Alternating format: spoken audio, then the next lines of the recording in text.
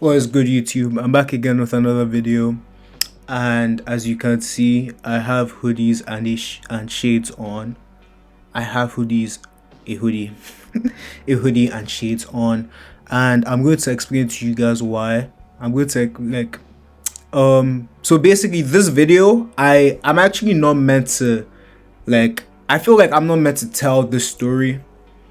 But then I posted like 200 videos and I feel like I might as well just tell the story, you feel me? So, this is a story of how your boy got his heart broken, bro, for the first time. And this was the thing that built character development in my life. I'm not even going to lie. The person is not in my life anymore. Let's call her Kimberly. So Kimberly is not in my life anymore. But I'm going to tell you guys the story. Before I get into the story, you guys watch this video till the very end. The story is very, very interesting. I assure you, I promise you. But anyways, let's get into it. So basically, how old was I? I was 19. I was 19 at the time. I was in my grade 12 of high school, and I was just coming back from Nigeria. I came back from Nigeria. I went to a boarding school in Niagara, So this boarding school had like international students, people from Nigeria. They had me, of course, I was from Nigeria, And like every year it was different people. You feel me? Like here in Canada, like when people come to school, like the people that you're going to be with the following year and the year after, But like this school that I went to, the people like 70% of the people changed like every year, So this was my second year in the school, and people had gone, new people had come to the school, and there was this one girl, that liked me, Kimberly. Let me tell you guys how me and Kimberly met. So basically, we even met before we went to before we like got to the high school. Like I met her a long time ago. I met her like when we were kids in Nigeria. You feel me? I think that she came to like my neighborhood and like I was playing basketball and she was like hi, and I said hey, but like I never really thought anything of it because like it was just whatever, But anyways, fast forward a couple of years later, we're in the same high school, I see her there and I'm like, wow, that's crazy that you're here, Never expected to see you. And yeah. But anyways, time went on and she found out I played basketball for the school. I was good at basketball. In fact, if I'm being real, when I think about it, I don't even really know what she likes about like I mean, I was one of the best basketball players in the school, so like maybe that's why, maybe that helps with like the attraction, but then yeah, like now that I think about it, like I don't know why she likes me. I guess people like each other for like crazy things, crazy reasons, I don't know. But anyways, okay.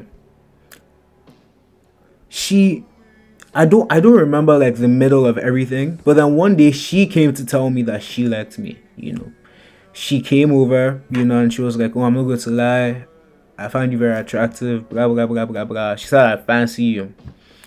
And at the time I was like, I was kind of skeptical. I was like, I don't know if I want to date you. I don't know. Like, I had, like a bad feeling in my chest, about the relationship from the start. In my mind, I was like, I don't know if I want to be with this person, like dead ass. But then she showed me that she cared, you guys. I'm not even going to lie, She showed me that she cared, and if I'm being completely honest, sometimes I wonder if I will ever find someone that cared about me the way this girl cared about me.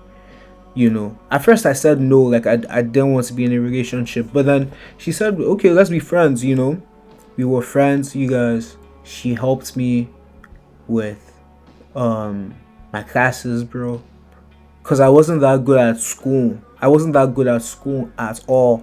But then she would help me with all my classes. You know, she would come from my basketball games. She would help me record my basketball games.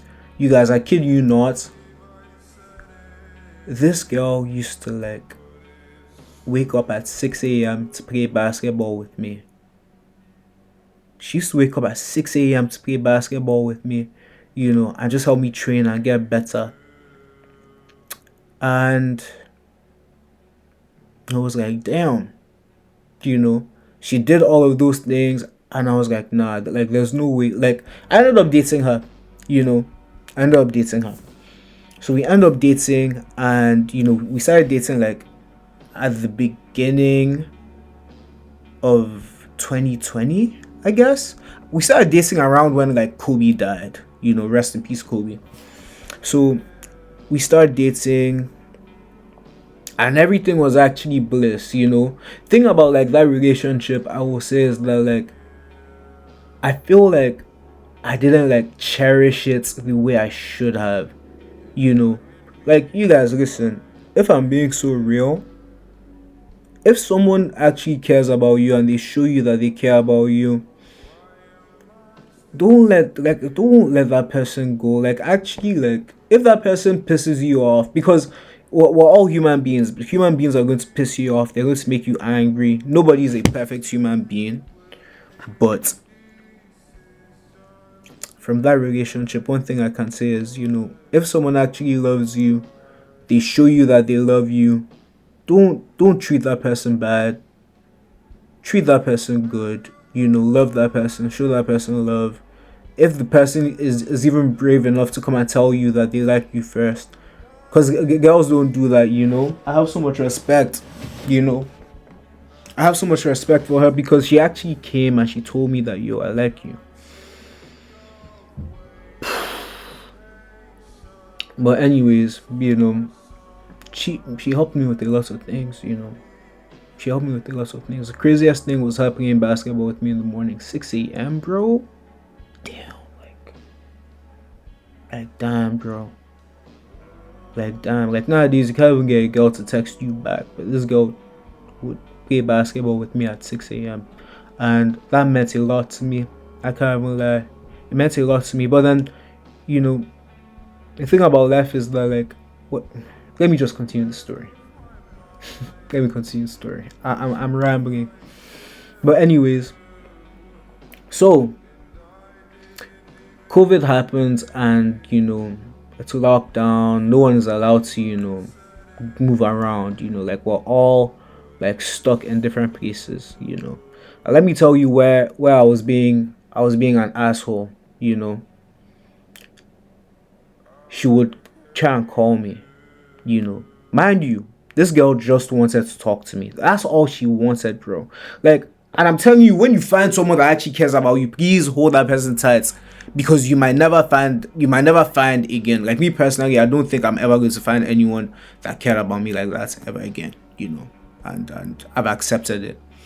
But anyways, she would always say, I want to call you, I want to talk to you, I want to call you, I want to talk to you. But for some, like, I would always ignore her calls, you know. Like, at the time I was living like with like an auntie, you know. I was living with one of my aunts, and she didn't like calls. Like, she didn't like the fact that, like, I would call people, and she just didn't like calls, you know, that I'd call people late at night, and that she could hear me talking. And I was like, damn, you know, like, she was on my ass because I wasn't calling. And I was like, yo, like, I literally can't call, you know. Like, if I could, I would, you know. But she didn't understand. And I ended up ghosting her because it was getting annoying. Horrible. Like, bro, horrible. You know, I was ghosting her.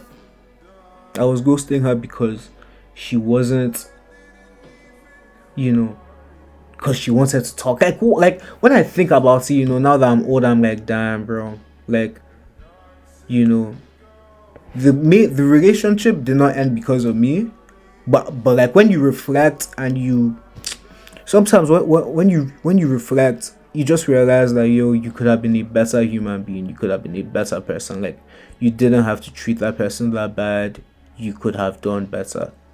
And this comes from just you sitting down and reflecting about life, you know. But anyways, I ghosted her, and one day, you know, I was like she posted something on Instagram and she looked so nice, and I was like, damn. So I slid up and I texted her and I said, yo, I apologize, I'm sorry, blah blah. And you know something, you know, she actually forgave me. She forgave me. That's one thing that I'm going to say. Forgiveness, you know, like, if someone actually loves you, they are going to forgive you, you know. Like, and that's something that I sucked at, you know. Like, I was bad at forgiving. I was bad at forgiving her anytime she pissed me off, you know. But anyways, let me get back into the story. But fast forward towards the end of COVID, you know, we all end up moving to school, you know.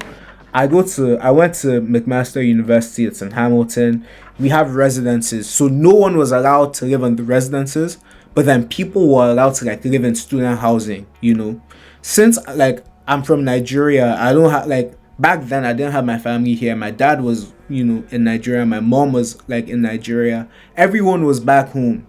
You feel me? So like I couldn't, you know, like there was nowhere for me to stay, you know. So when I was done staying at my auntie's house, I got a place in what's it called? I found a place in Hamilton close to the school, and I was living there. So I lived there for a bit, and then I ended up moving somewhere else close to the school. So like that summer, you know, I lived in one house, and then going into the school year, I lived in another house. So I started living in this house, yeah, and she would come and visit me, you know. She would come and visit me in the house. So like she lived in like Etobicoke, and I lived in Hamilton. It's like an hour away, you know. And she would come and visit me, and I feel like during that time, because like it was COVID, you know, like I wasn't spending time with anybody, you know, she wasn't spending time with anybody. So like I feel like people really got close during COVID, you know. Like if you had a friend or if you were in a relationship during COVID and you guys aren't together anymore, if you guys spent a lot of time together, there's no like you are going to feel it, you know, because no one was going anywhere. But anyways, we spent so much time together, you guys. Like she would come over, you know, we would play NBA 2K together, cook together, and just have a great time together. Like when I think about it, I'm like, fuck, bro. I'm like, fuck, like that was an amazing person, and now that person is not in my life anymore. Like I'm telling you that the fact that this person is not, like, the fact that Kimberly isn't in my life anymore is so crazy, because it's like, yo, you know, like anytime I had good news or something, that would be the first person that I'd want to tell, you know. That would be the first person that I'd want to tell. Like even moving forward, you know, like that would be the first person I'd want to tell. Like anytime I accomplish something with my business, I'd be like, yo, like I want to tell her, but like, you know, she's not in my life anymore. But anyways, we spent a lot of time together, did a lot of things together. We really grew on each other, and that was the first time that I felt true love. You guys, let me tell you what love is going to make you feel like. And I always use this analogy. Love, bro, when you're really in love, you could shovel shit for 12 hours straight. That could be your job. But then because you know someone loves you back home, you're going to shovel that shit and you're going to be happy. You're going to be like, well, at least I have a girl that loves me back home. That is what love feels like. That's what love feels like. And as time went on, I grew to love the person, you know. During Valentine's Day, so like restaurants were closed, you know, like there was nowhere for you to go. I decorated my room, I got balloons, I cooked food, I got wine, bro. I was so in love, bro. Like Like, damn, I was so in love, you know. For her birthday, I got her a ring. I got her a ring. Like what? I got her a whole ring. You know, like when I think about it now, it's like, damn, bro. I got a girl a ring like that wasn't my wife. I got a girl a ring that was not my wife, bro.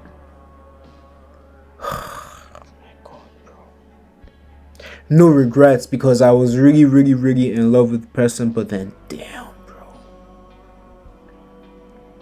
But damn. But anyways, I don't know. I just felt very, very vulnerable. That was the first time that I let my guard down for anybody. And I felt like this person was never going to leave my life. And I put my full trust into this person. Like, you know, I was so in love, bro. Like, it felt so good. It felt so good. Like when you're in love, it feels like rainbows and sunshine. It's like if it feels like, oh no, it feels amazing. We'd spend time together, watch you know, we watched Avatar the Last Airbender together and it was amazing. You know, we watched movies together, you know.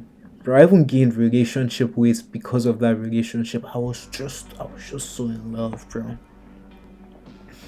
But anyways, let me tell you guys how it ended, unfortunately. One day, we were meant to go for a party. It was a small house party. It was COVID, you know, so like you couldn't have a big house party. So like this was like maybe like 10 people, 13, like it wasn't up to 15 people. But anyways, you know, I had a bad day. You know, that day was in particular was bad. You know, like I went to work. I had a bad day at work. I was forex trading at the time as well. I had lost some money forex trading. I was hot. You know, like I was like fuck. You know, and then I decided that, you know, like I didn't want to go for the party, you know, like once I was done work and everything, I just wanted to be done. I just wanted to lie down and chill and just call it a day, you know? But then I was like, nah, like I promised the guy that was hosting the party that I was going to be there. So like the plan that I made with Kimberly at the time was she could go and then like would come back and then like sorry, I'm stammering. What the heck? Bro, I can't even speak English. But anyways, I was like she could go for the party and then I'll come after work, you know, because she wasn't working at the time. So you know, she was there. I ended up going there a little bit after, and I was like, damn, bro, like I'm going through a loss right now. But I was like, in my mind, I was like, I know that when I see Kimberly, you know, I was like, I know that when I see Kimberly, like, I'm just going to be happy again because she makes me so happy, you know?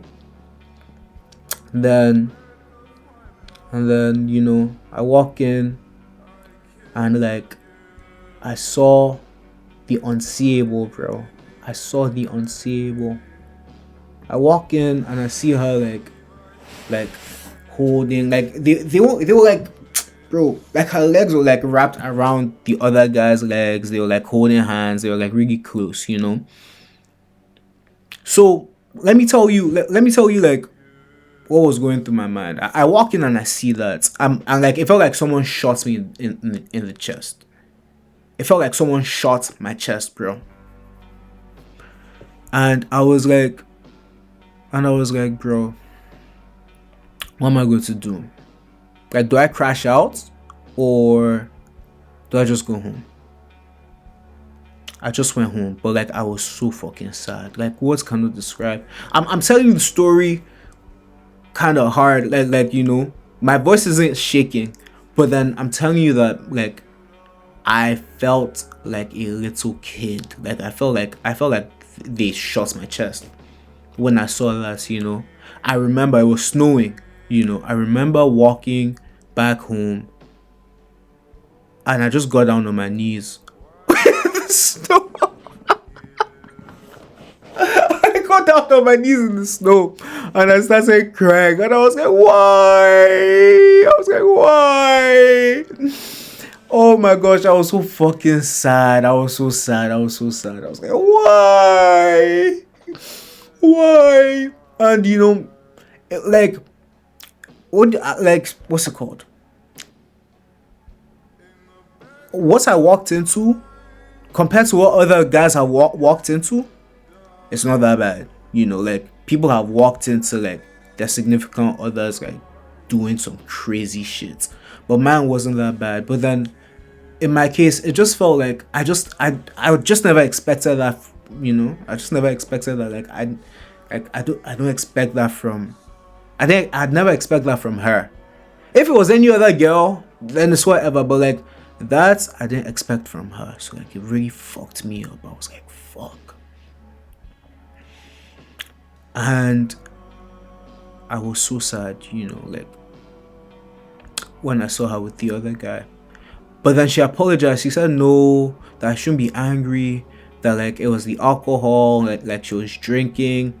And I just couldn't, like, in my mind, I'm just like, alcohol it just makes you do what you really want to do. It gives you the confidence to do what you want to do.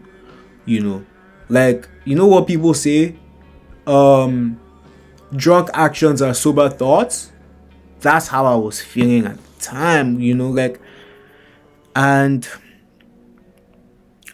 ultimately, I was just very, very angry. She had her stuff in my house, and I was like, just get the fuck out of my house. I was so angry, bro.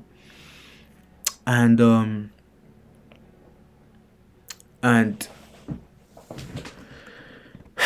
damn, this is tough. And we had broken up. We broke up, mind you, we had a couple of times where we broke up. Like, we broke up like one other time, but then I didn't know that this was final breakup, you guys, bro. This was it. We broke up, and then so we broke up that week. So let's say she did that, like I saw her doing that thing on a Saturday, and then we broke up on the Sunday. On the Wednesday, or Thursday or something like that, a couple of days later, she went to see the guy, that she did that shit with. And she told me that she kissed him, and I was so hurt, because I was like, damn, like, I was like, wow, like, you actually kissed him after you told me that, like, that was like you were drunk then. So like, I was like, damn.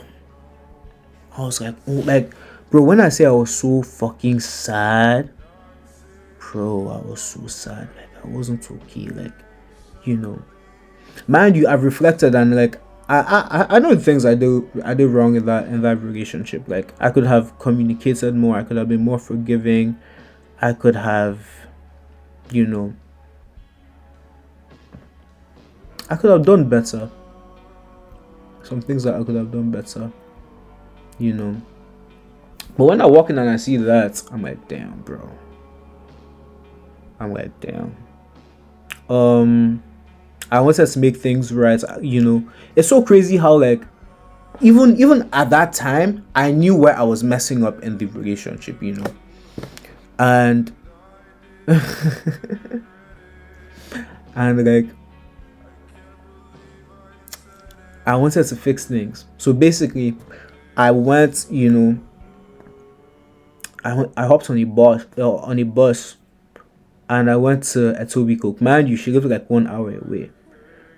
So I went, bro. I only had a couple of dollars left, and I used that last couple of dollars to go and see her, to try and make things right. Bro. This was like at 3 a.m. I got to her place at like 4 a.m. I was there, bro. I was begging on my knees, bro. I was begging her on my knees. I was like, please. Even though I'm the one that walked into that situation, I was still begging, bro. I was begging on my knees. I was like, please, please, please. Like, I don't want to break up with you. Like, I want everything to be okay. Like, I'm going to miss you. I love you,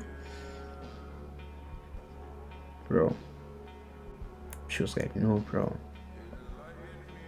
She was like, no. Even though, like, I wasn't the one that messed. Like, bro, that was the most painful thing that ever happened to me in my life, bro. And maybe one day I'll go like more in depth about Kim and everything. But then this is a good summary. Like, if I never like let's say I have kids and and I die, and like they want to know about their dad, this is a very, very like main story in my life. Like, if not for this event, I probably won't be as driven, I won't be as strong, and I won't be as like I won't be as strong and as driven as I am today if not for this moment of my life, But anyways, I begged and I begged and I begged. No, she helped me get, so the laptop that I'm using right now, she helped me get it. And the plan was that I was going to pay her over the course of a year. Bro, when we broke up, her brother was like, you have to pay all the money right now. Bro, I was so fucking sad. Because back then, I was really struggling financially, like my dad wasn't able to send me money, and like I was only working a part-time job and I was paying all my bills. Like, I was struggling. I couldn't afford the laptop, and like, bro, when they pulled down on me, I was like, damn, bro. I was like, fuck. Like, my heart was genuinely destroyed, bro. It was like, do you know it's just be like vulnerable with someone? You tell them that, yeah, like, this is my life story, this is my situation, and they kind of like, this wasn't her though. This was her brother's, her brother, and they use that situation against you, bro. It was the most gut wrenching thing ever, bro. It felt like they shot me in the chest. And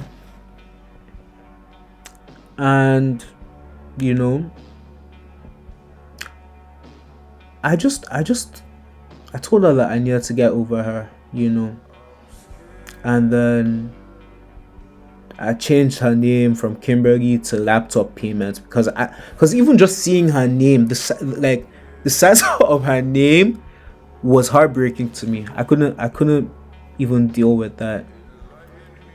So yeah, bro, what happened after? I ended up paying her all the money, entered some credit card debt for a long time. I was just fucked up, bro. I was just fucked up. And a couple of months after, my dad died, and then she texted me. So mind you, I was healing from the heartbreak, and then my dad died a couple of months after, I was healing from the heartbreak, and my dad died. And she texted me and she was like, if you ever want to talk, please, I'm here for you, blah blah blah. But like, I was like, bro, like, I'm not trying to talk to you. Like, my dad died, and like, I'm trying to heal from you. Like you're part of the reason why I even feel like 10 times worse right now, And yeah, didn't talk. I'd see her around at parties. She ended up moving on. She ended up dating someone else, and she ended up dating another guy. I'd see them around, and I said, what? I'm going to try and date someone else too, bro. I did it, but like, it made me realize that like maybe like relationships are not for me anymore, because I dated that person and I was like, it's not the same. I feel like the thing about relationships is like people end up settling. Relationships become very, very transactional the older you get. Like, when someone actually likes you for you, you're not going to have to worry about money, you're not going to have to worry about billing and things like that, you know. But thing is, like, with a lot of us, you know, if you found your first love, you don't see love the same way ever again. Like, it's done, you know. Well, anyways, let me just wrap this video up because it's getting kind of long. So, a couple of years had passed. I had lived life, experienced things, and I said, damn, I really miss this person. She gave this to me, bro. She gave this to me, and I didn't know what it, like, I knew what it was, but I was like, fuck it. I was like, fuck you, you know, because like, there's no way that, like, you love someone and do what you did to them. But like I said, I went through like my own life experiences and I learned one or two things, and I was able to open this and read it, you know. So these are like letters, bro. Each individual page is a letter, you know. Letters for when I'm sad, letters for when I'm happy, letters for when I need a pep talk, you know. What else is there? Letters open when you need to make it, when you need to make a big decision. These are letters, bro. Someone that likes you will not sit down and just write a shit ton of letters for you, bro.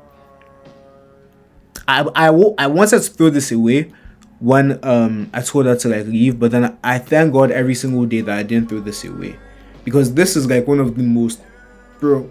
This thing showed me that, like, I actually, oh my God, this is crazy to say, but it feels like I had my wife and now she's gone, and now everything is just going to be transactional till the day I die.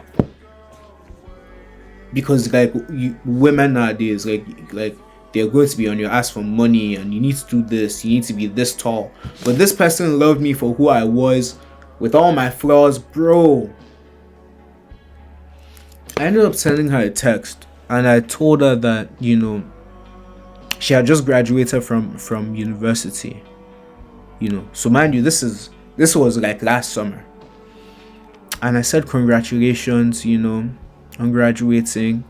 I told her how I felt, you know. I told her that, you know, I ended up chasing success to try and make her like jealous, you know. I told her that, like, it felt like everybody that I had spoken to, I always kind of looked for her in them.